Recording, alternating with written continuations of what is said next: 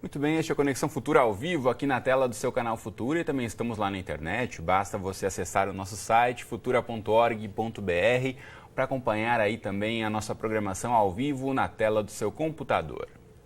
E você em casa já pensou sobre o percurso percorrido pelos alimentos, pelos eletrodomésticos, peças de vestuário e todos os outros produtos que você consome, desde lá a produção até a loja onde você os encontra?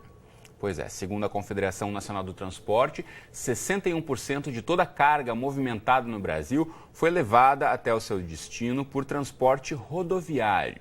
Pois é, e é lá, nas principais rodovias do país, que os caminhoneiros têm organizado uma série de protestos e pedem principalmente redução do preço do diesel e aumento do valor do frete. Segundo as polícias rodoviárias federal e estaduais, a 1h da tarde de hoje, há pouco mais de 2 horas atrás, eram registrados bloqueios em trechos de rodovias em 7 estados: São Paulo, Goiás, Mato Grosso do Sul, Paraná, Santa Catarina e Rio Grande do Sul.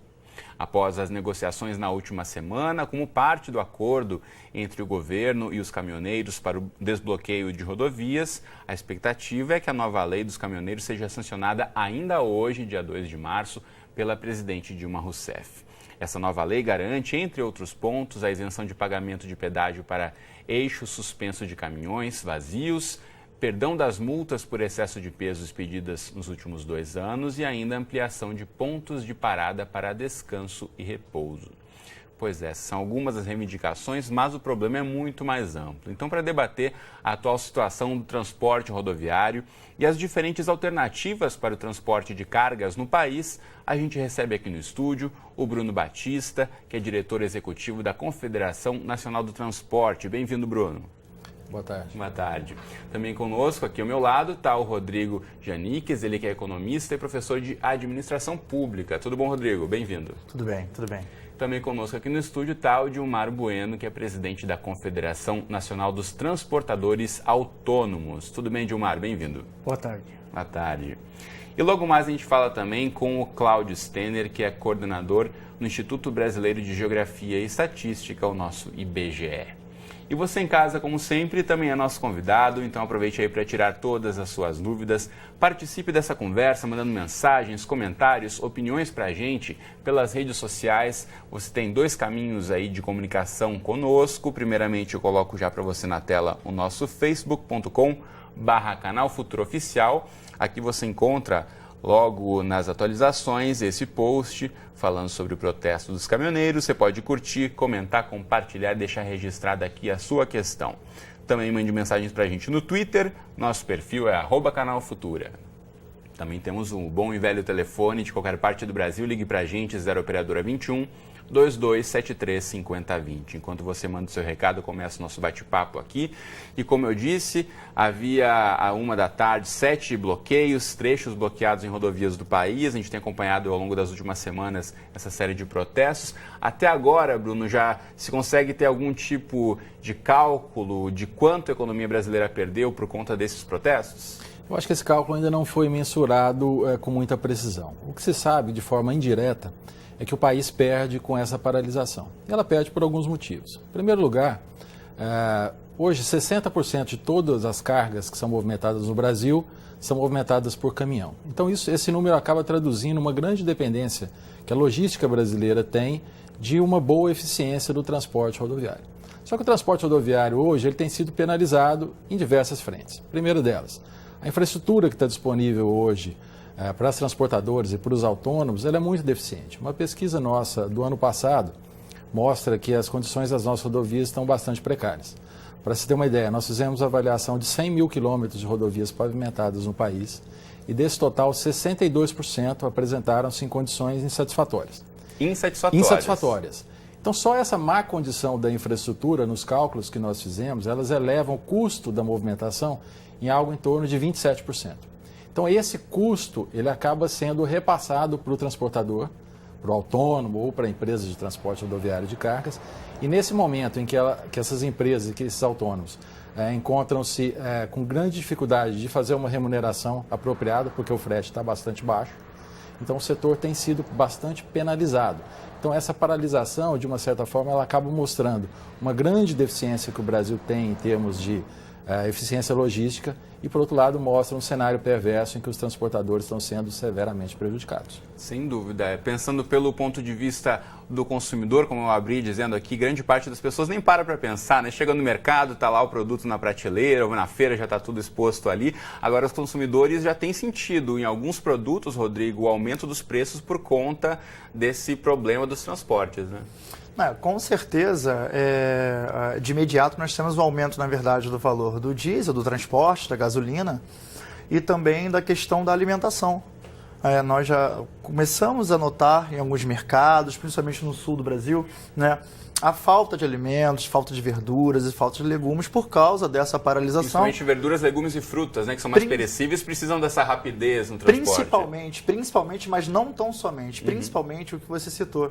Se essa greve ela não chegar se não chegar a um acordo, o que nós teremos com certeza a médio prazo é uma ausência desses alimentos, né? Isso com certeza vai gerar um aumento do valor dos preços desses produtos, né? Então a alimentação é um grande exemplo do que realmente está sendo afetado por essa greve, né? Com certeza a alimentação é uma questão que a gente precisa debater e tentar entender como que nós podemos tentar resolver esse problema para evitar que esse aumento chegue nas famílias do nosso país. Sem dúvida. Agora, por outro lado ainda, Dilmar, para o trabalhador autônomo, o transportador autônomo, isso é todo dia que acaba batendo, né? Esse valor, o aumento do diesel, essa redução do valor do frete, com essas novas medidas da economia também. De que forma quem trabalha com transporte tem sido mais afetado e tem, enfim, se movimentado, se mobilizado em torno dos protestos atuais?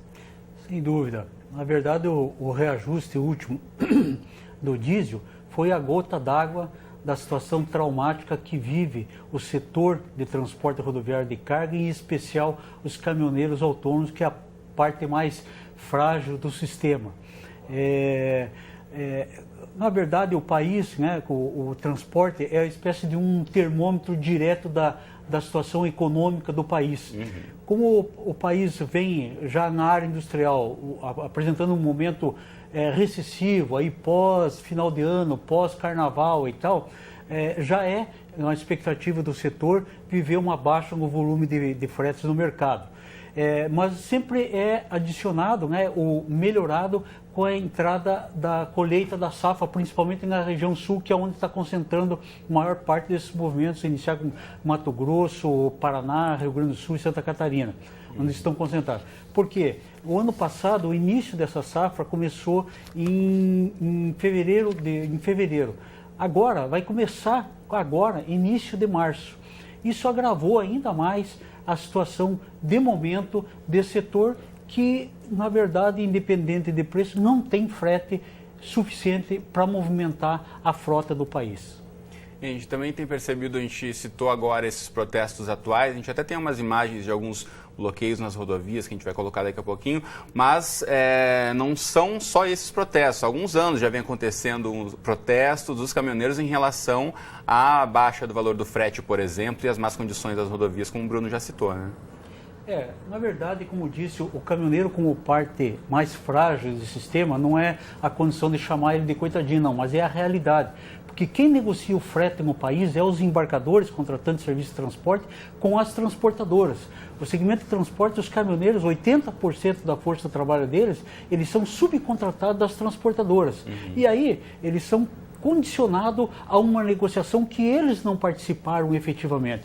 Então, o que nós estamos reivindicando a partir de agora da categoria? Que haja uma segurança, fatiado melhor essa distribuição de carga no país, que seja assegurado para o caminhoneiro autônomo um quantitativo, um percentual das cargas disponíveis do país, seja da ordem privada ou pública disponíveis. Bom, eu vou chamar agora também para a nossa conversa o Cláudio Stenner, ele é coordenador de Geografia do Instituto Brasileiro de Geografia e Estatística. Cláudio, tudo bem com você? Bem-vindo à Conexão Futura. Tudo bem, boa tarde a todos. Boa tarde. Bom, o IBGE organiza um mapa da logística dos transportes no Brasil. A gente não está com a imagem disponível agora, mas não é preciso citar aqui, como já dissemos, 61% dos transportes são feitos pelo meio rodoviário, aí depois vem as ferrovias, ainda hidrovias e, por último, o meio aéreo. Agora, por esse mapa, pelo diagnóstico que o IBGE traça, que avaliação você faz em relação à distribuição tanto desses modais quanto das regiões cobertas do Brasil pelos transportes? Então, eu gostaria de falar brevemente um pano de fundo do quadro rodoviário do Brasil. Quer dizer, a partir da década de 50, principalmente, a opção de integração nacional feita pelo país foi através das rodovias, com a construção de uma rede de estradas, conectando, por exemplo, Brasília, recém-construída, a todas as partes do país. Então, essa malha rodoviária teve esse papel e ainda tem esse papel importantíssimo no país, e o que resultou nessa concentração grande, né, no modal de transporte rodoviário. O território brasileiro ele é bastante diferenciado em termos de qualidade e concentração, né, da malha rodoviária. Você tem o centro-sul do país, com uma malha rodoviária mais densa e que permite uma maior, tem mais ganhos produtivos e ganhos sociais, né, no centro-sul do Brasil por conta de uma competitividade maior.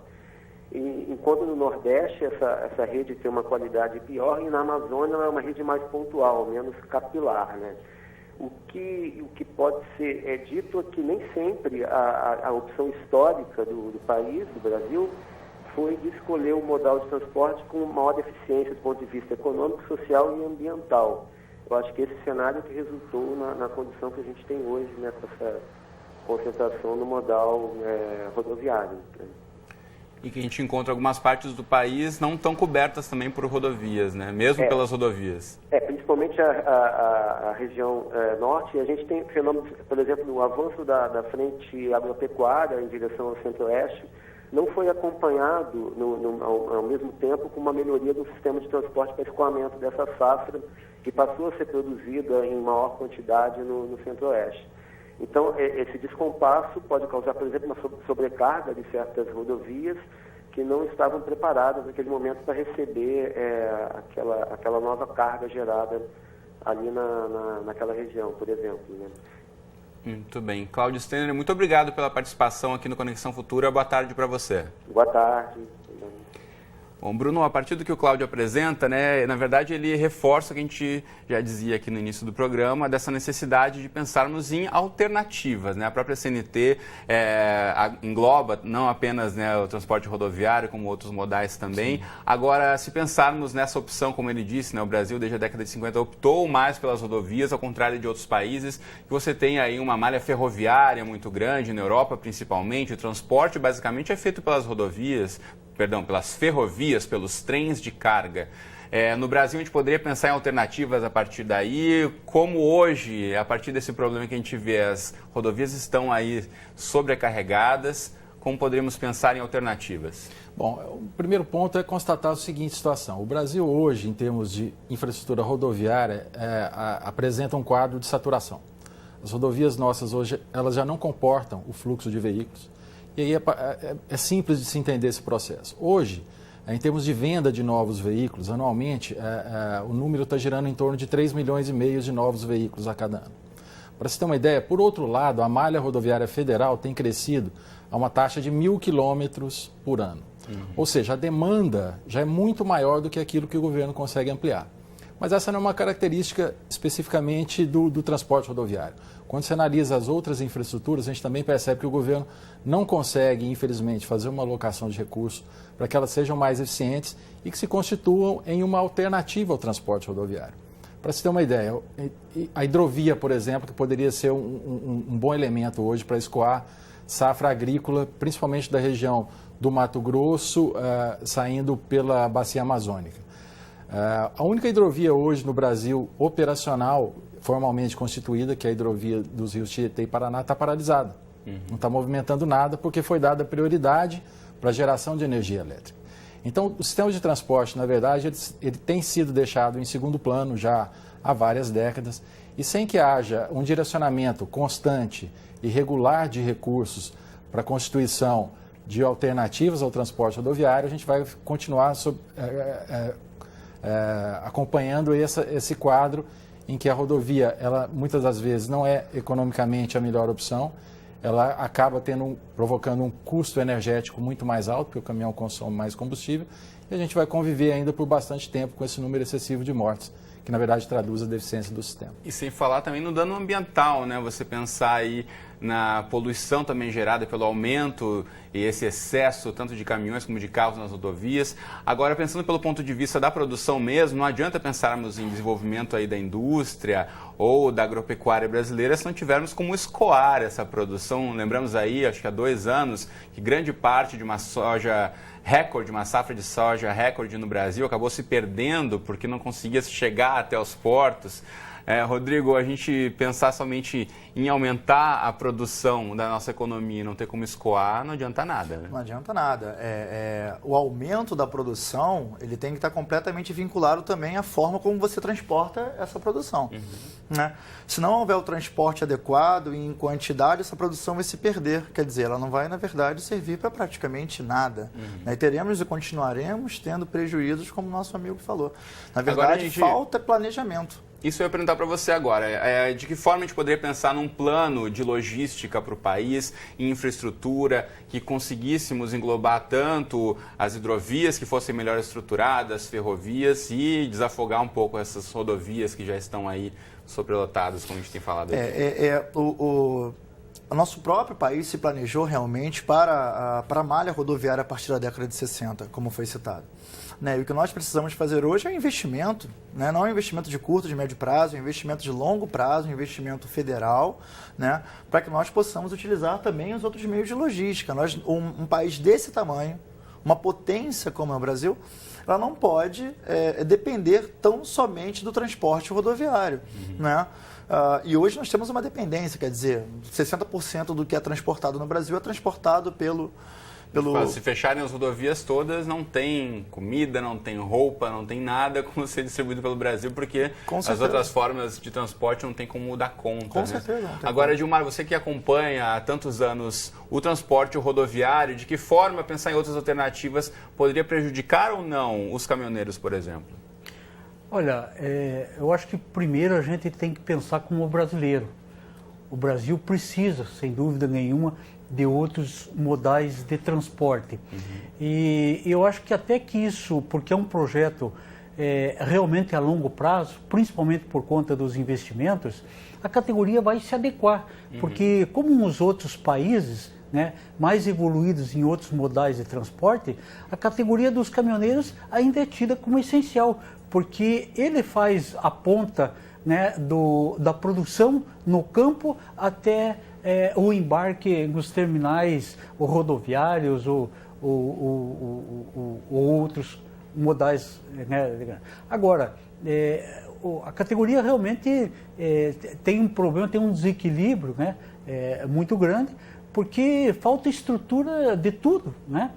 Você veja que nós estamos brigando aí para dar um passo, né, na organização e no problema de morte nas rodovias, né, estabelecendo um ponto agora, a partir de agora, um critério de tempo de direção para os motoristas, e, no entanto, a categoria não tinha como cumprir a lei, porque a gente não tinha local onde parar. Não tem locais de parada nas rodovias, não foi projetado para isso. Isso então, lembrando, né, que foi aprovada há pouco tempo aquela lei que determina as 8 horas de trabalho para o caminhoneiro, regulamentando isso, e o que o Gilmar apresenta é que, enfim, o caminhoneiro tem que parar, mas não tem onde parar, então acaba passando mais tempo na estrada, correndo mais riscos, não só se expondo a riscos, como expondo os outros também a riscos, quando você está ali pilotando um caminhão com toneladas nas suas costas e você... Enfim, tem que pensar numa estrada muitas vezes esburacada, sem condições, com má sinalização. Mas a gente já está chegando aqui quase na reta final do programa. Eu chamo você de casa para mandar sua participação pelo Facebook, pelo Twitter ou pelo telefone para a gente. Mande aí seu recado. Como já fez aqui o Raul, lá de Jaguarão, no interior do Rio Grande do Sul. Obrigado, Raul, pela sua participação. E ele relata aqui uma situação já dramática, que ele mora na fronteira entre Brasil e Uruguai e diz que devido ao caos causado pelo bloqueio das rodovias. Eles estão pagando agora pela gasolina uruguaia R$ 5,80 o litro da gasolina. Diz que já não tem mais combustível na cidade dele de Jaguarão e também já estão começando a perceber a falta de alimentos nas prateleiras dos mercados, que é o que a gente começou dizendo aqui, é esse problema. Você não tem como levar a produção de alimentos de São Paulo, por exemplo, de algo industrializado até o sul do Brasil, parou no meio do caminho, não chega até lá e essa população fica sem alimentos. Ele já coloca aqui quase uma situação de calamidade pública. E a gente está na expectativa aí dessa aprovação da nova lei do caminhoneiro, que possa desafogar um pouco essa situação. Mas se permanecer esses bloqueios, Bruno, a gente vai sentir essa situação piorar ainda mais, não só no sul, mas em outras regiões também, né? Sem dúvida. O que vai acontecer é um efeito cascata, né, a partir dos centros de produção para os centros consumidores, que é o que ele está relatando. De toda forma, essa situação crítica que está acontecendo nesse momento, ela pode ter um lado muito benéfico, que é chamar à luz a discussão do transporte no Brasil hoje. O transporte tem sido deixado em segundo plano. E nenhuma nação se desenvolve, consegue promover ganhos para a sua sociedade sem que haja simultaneamente a construção de um sistema de transporte eficiente, rápido e barato. E o Brasil, infelizmente, tem deixado esse debate sempre para o futuro.